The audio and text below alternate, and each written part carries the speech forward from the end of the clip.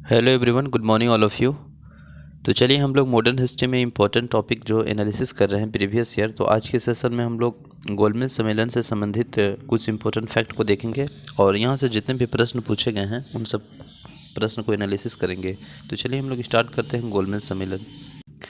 सबसे पहले अगर हम बात करेंगे गोलमेज सम्मेलन, तो ये 3 गोलमेज सम्मेलन हुए थे जो कि 1930, 1931 और 1932 में हुए थे। याद रखेंगे, 3 1930 हो गया, 31 हो गया और 32 हो गया। ठीक है, ये प्रथम गोलमेज सम्मेलन था, ये दूसरा गोलमेज सम्मेलन था, ये तीसरा गोलमेज सम्मेलन था।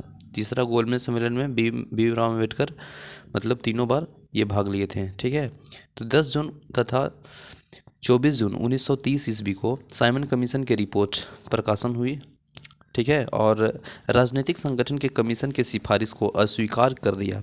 कांग्रेस के प्रमुख नेता जेल में थे और ब्रिटिश सरकार ने निराश एवं असंतोष के वातावरण में नवंबर 1930 में लंदन में प्रथम गोलमेज सम्मेलन बुलाया। इस सम्मेलन में 89 भारतीय प्रतिनिधित्व में भाग लिया, किंतु कांग्रेस ने इसमें भाग नहीं लिए थे। कांग्रेस के इसमें भाग नहीं लिए थे और 89 भारतीय प्रतिनिधित्व भाग लिए थे।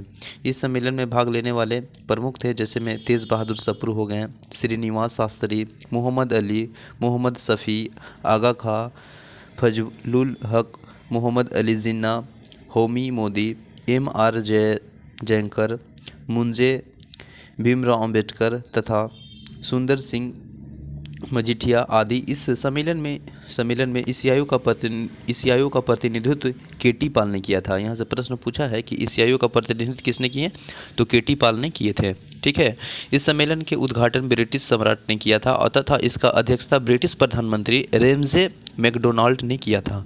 ठीक है, 7 सितंबर 1931 से 1 दिसंबर 1931 तक चले द्वितीय गोलमेज सम्मेलन में महात्मा गांधी ने कांग्रेस का एकमात्र प्रतिनिधित्व के रूप में हिस्सा लिए और इनके अलावा सरोजनी नायडू तथा लंदन के मोहन मालवीय ने भी इस सम्मेलन में हिस्सा लिया। एनी बेसेंट ने भी इस सम्मेलन में भाग लिए तथा गांधी S.M. राजपूताना नामक जलपोत में लंदन पहुंचे तथा लंदन के किंग्सले हॉल में ठहरे थे। तो यहाँ से प्रश्न में पूछे गए हैं कि महात्मा गांधी ने लंदन में कहाँ पे ठहरे थे, तो वह किंग्सले हॉल में ठहरे थे। गतिरोधों के कारण सम्मेलन 1 दिसंबर को समाप्त घोषित कर दिया तथा एवं गांधी जी के लंदन में खाली हाथ वापस आना पड़ा। स्वदेशी पहुंचने पर गांधी जी ने कहा कि यह सच है कि मैं खाली हाथ लौटा हूं, किंतु मुझे असंतोष है कि जो ध्वज मुझे सौंपा गया था उसे नीचे नहीं होने दिया और उसके सम्मान के साथ समझौता नहीं किया। द्वितीय गोलमेज सम्मेलन के सांप्रदायित्व समस्या के विवाद के कारण पूरी तरह से असफल रहा और दलित नेता भीमराव अंबेडकर ने दलितों के लिए एक पृथक निर्वाचन मंडल की मांग की थी, जिसे गांधी जी ने अस्वीकार कर दिया, मतलब उन्हें एक्सेप्ट नहीं किए। भीमराव अंबेडकर ने यानी B.R. अम्बेडकर तीनों गोलमेज सम्मेलन में भाग लेने वाला भारतीय प्रतिनिधि थे। यह प्रश्न पूछा भी गया है कि तीनों गोलमेज सम्मेलन में भाग लेने वाले, तो ये भीमराव अम्बेडकर है। लंदन में तीसरा गोलमेज सम्मेलन 17 नवंबर 1932 से 24 दिसंबर 1932 तक चला और कांग्रेस ने इस सम्मेलन का बहिष्कार किया। अब यहाँ से जितने भी प्रश्न पूछे गए हैं उन सब प्रश्न को हम लोग देखेंगे। तो चलिए स्टार्ट करते हैं प्रश्न नंबर 1। क्वेश्चन नंबर 1, निम्नलिखित में से किस भारतीय नेता ने लंदन में प्रथम गोलमेज सम्मेलन कॉन्फ्रेंस में भाग लिए थे, तो आपका है Maulana Mohammad Ali. Option number A is the right answer हो जाएगा। 10 जून तथा 24 जून 1930 को साइमन कमीशन की रिपोर्ट 2 भागों में प्रकाशित हुई और राजनीतिक संगठन के कमीशन की सिफारिश को अस्वीकार कर दिया।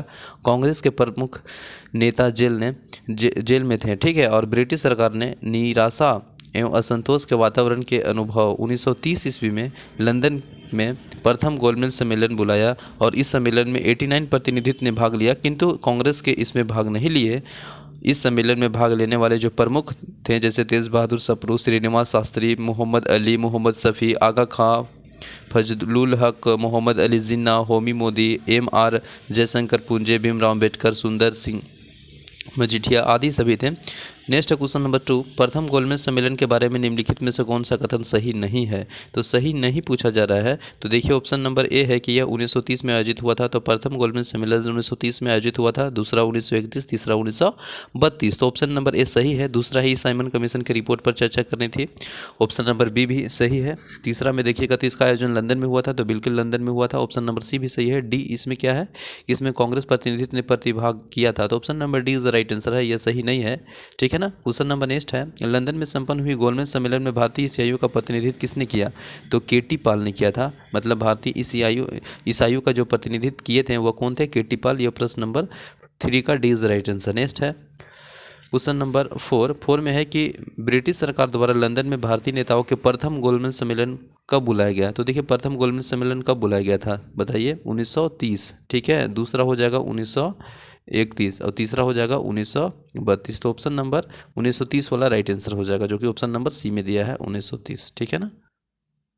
चलिए क्वेश्चन नंबर 5 देखते हैं हम लोग। क्वेश्चन नंबर 5 है, निम्नलिखित में से किन व्यक्तियों ने द्वितीय गोलमेज सम्मेलन में भाग लिए थे? तो द्वितीय गोलमेज सम्मेलन में देखिए भाग लिए थे आपका महात्मा गांधी, मदन मोहन मालवीय और सरोजिनी नायडू, यानी 1, 2, 3। ठीक ना। Option number C is right answer है। 7 दिसंबर 1931 में 1 दिसंबर 1931 तक चले द्वितीय गोलमेज सम्मेलन में महात्मा गांधी ने कांग्रेस का एकमात्र प्रतिनिधि के रूप में हिस्सा लिए और इन्हें अलावा सरोजिनी नायडू, मदन मोहन मालवीय ने भी इस सम्मेलन में हिस्सा लिए। एनी बेसेंट ने भी इस सम्मेलन में भाग लिए तथा गांधी जी के साथ उनके सचिव महादेव देसाई और प्यारे लाल तथा मीराबेन और देवदास गांधी भी लंदन गए थे। ठीक है।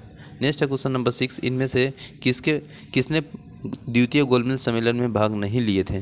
तो देखिए इसमें जो बात की जा रही है द्वितीय गोलमेज सम्मेलन में भाग नहीं लिए थे, तो ऑप्शन नंबर जो है आपका Jawaharlal Nehru is right answer है। इन्होंने नहीं लिए थे द्वितीय गोलमेज सम्मेलन में, बाकी ये सभी थे। नेक्स्ट है क्वेश्चन नंबर 7 में है कि द्वितीय गोलमेज सम्मेलन में कांग्रेस का प्रतिनिधित्व किसने किया?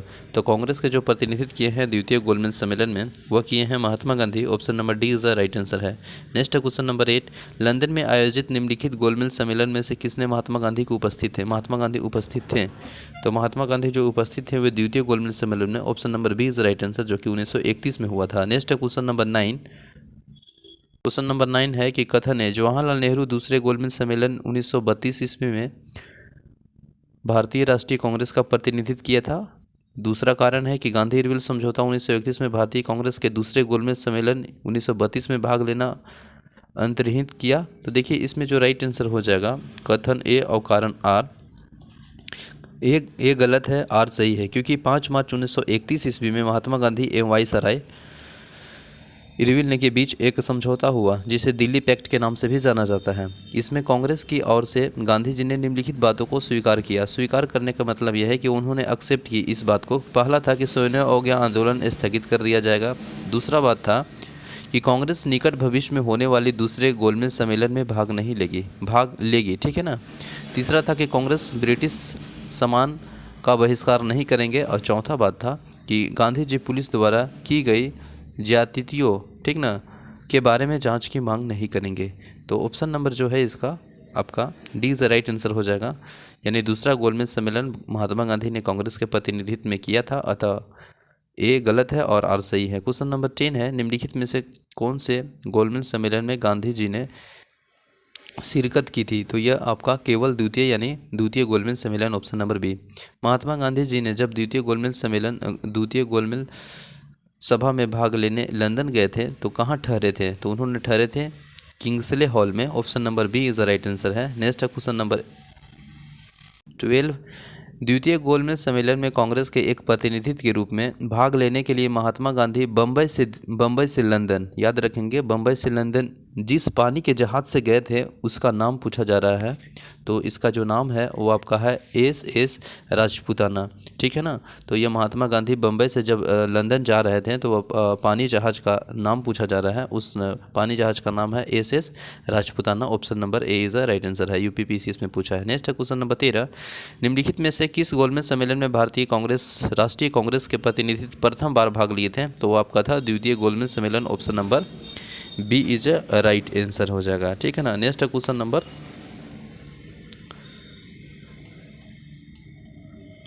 महात्मा गांधी दिसंबर 1931 में खाली हाथ कहाँ से भारत लौटे? तो वो भारत लौटे थे खाली हाथ लंदन से। Option number A is the right answer हो जाएगा, ठीक है ना, लंदन से। नेक्स्ट क्वेश्चन नंबर, द्वितीय गोलमेज सम्मेलन किस प्रश्न पर असफल रहा? तो देखिए, द्वितीय गोलमेज सम्मेलन की अगर हम लोग बात करेंगे तो यह 7 सितंबर 1931 के प्रारंभ हुआ था, जिसमें महात्मा गांधी ने कांग्रेस का एकमात्र प्रतिनिधित्व के रूप में सम्मिलित हुए थे।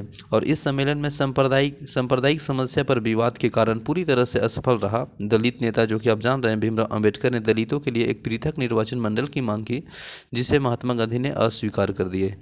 अतः सांप्रदायिक प्रतिनिधित्व पर गतिरोध के कारण द्वितीय जो आपका मतलब जो सम्मेलन था 1 दिसंबर 1931 को समाप्ति घोषित कर दिया गया था। तो इसमें जो मेन फैक्ट है वह असफल रहने का, वह सांप्रदायिकता प्रतिनिधि, जो कि option number A is a right answer है। नेक्स्ट है क्वेश्चन नंबर 16, इसका राइट आंसर हो जाएगा ऑप्शन नंबर ए, ठीक है ना, सांप्रदायिक प्रतिनिधित्व। नेक्स्ट है क्वेश्चन नंबर, उस भारतीय का नाम क्या था जिसने तीनों गोलमेज सम्मेलन में भाग लिए थे? तो आप सभी जान रहे हैं Bhimrao Ambedkar, option number A is right answer है।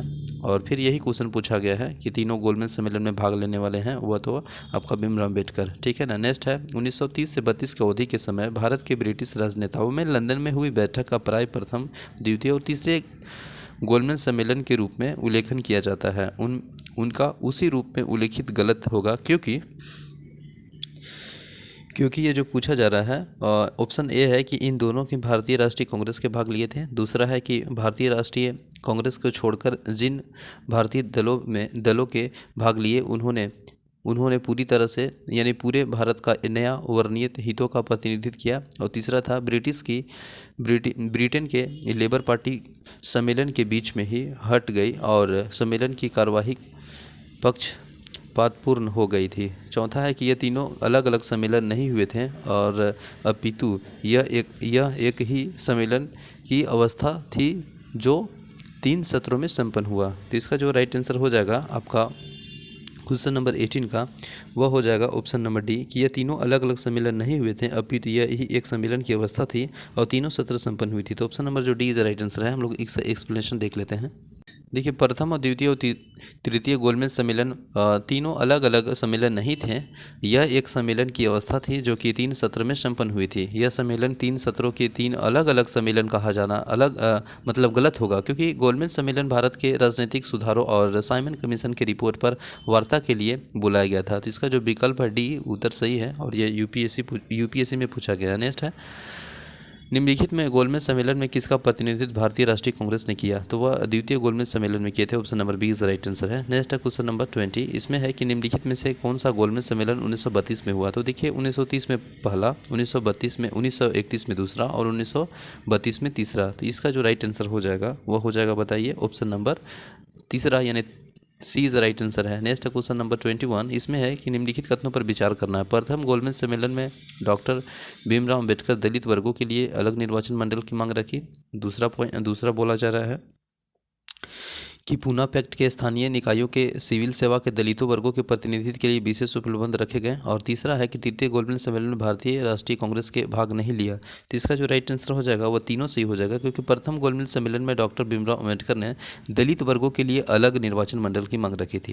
कांग्रेस ने प्रथम और द्वितीय गोलमेज सम्मेलन में भाग नहीं लिया था और पूना पैक्ट के प्रावधानों तथा स्थानीय निकायों को चुनाव या लोक सेवाओं के नियुक्ति के लिए दलित वर्गों के सदस्यों के लिए कोई निर्बंधन आरोपित नहीं किए जाएंगे तथा इनके दलित वर्गों के उचित प्रतिनिधित्व के लिए लोक सेवाओं नियुक्ति के लिए अपेक्षित शैक्षिक अर्हताओं के अधीन रखते हुए हर संभव प्रयास किए जाएंगे। इस प्रश्न के उत्तर जो आप देखेंगे वह तीनों सही है, यानी ऑप्शन नंबर जो है वह D is a right answer हो जाएगा। तो चलिए, ये सेशन कंप्लीट होता है और मिलते हैं नेक्स्ट सेशन में। तब तक लिए बने रहें। जय हिंद।